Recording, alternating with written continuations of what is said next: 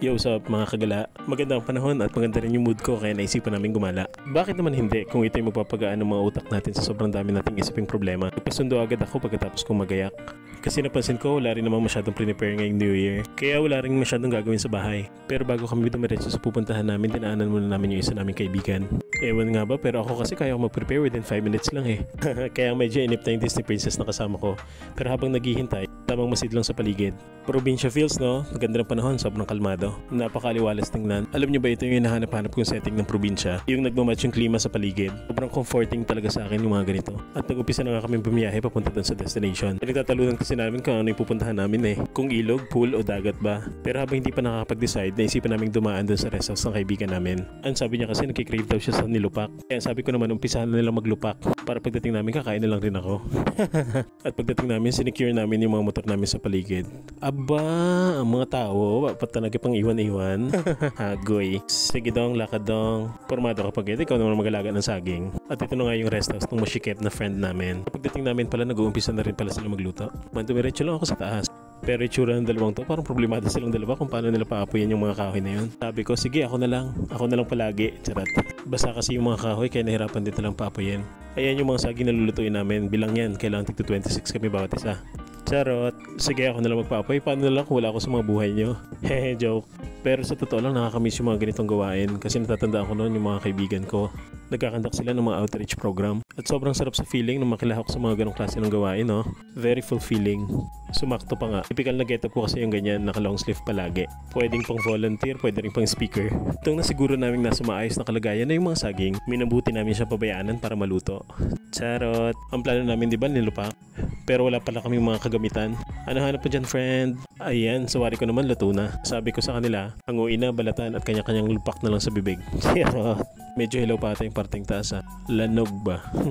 Tawag ko si Dom, sabi ko kay Dom, try mo nga Dom. At may pa-concert nga si Dodong sa taas.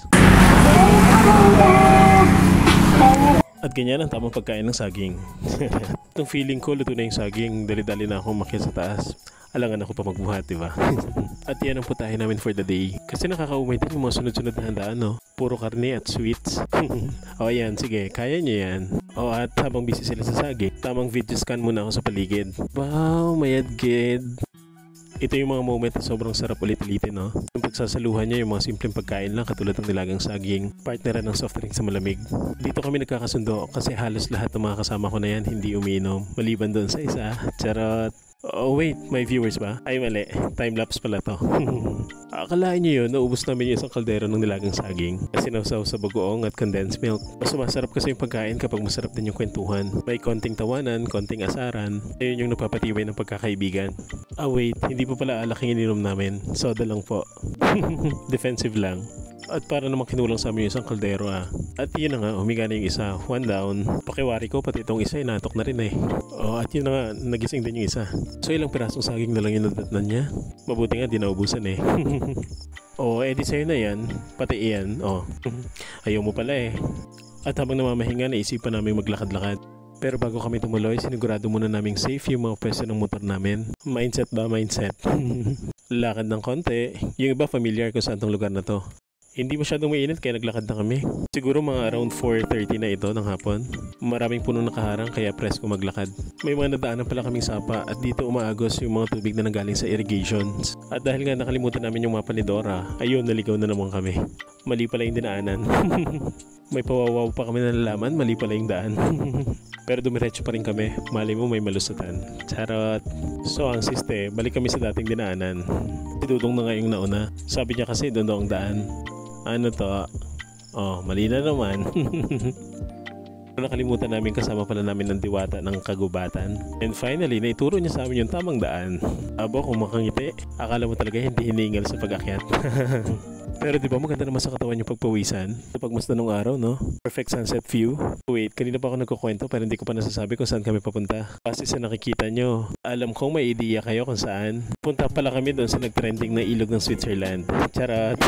Base sa nakikita nyo sa paligid. Sa tingin nyo ang mga pwedeng gawin dyan bukod sa pamamasyal. Huy! Just nga guys, comment down below. Charot! Pagdating namin sa dulo, wala rin kami malusutan. Kasi nga diba private property? Sige, isip-isip. Aba, at mukhang nakaisip ng paraan ah.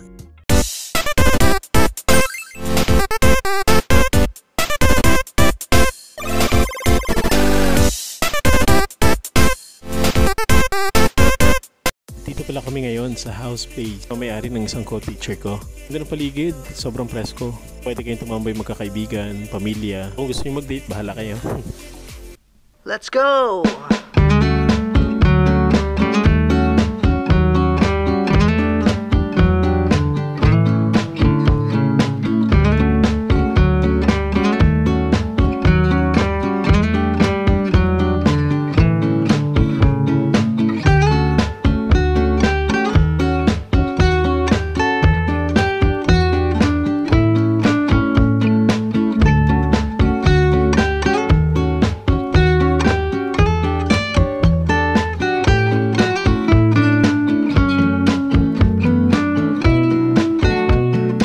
Meron din pala silang mga cottages sa paligid. Nagpaparenta rin sila ng mga salbabida. Kasi napansin ko medyo malakas yung current ng tubig eh. Aba, nag-enjoy yung mga bata. Sige, enjoy now. Follow later.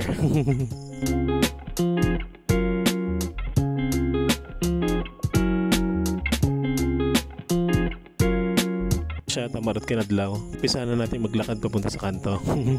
Alam niyo ba mga isang oras at kalahati ata kami naglakad? Bot na nga kami ng gabi. Pero di kasi namin naramdaman yung layo ng paglalakad.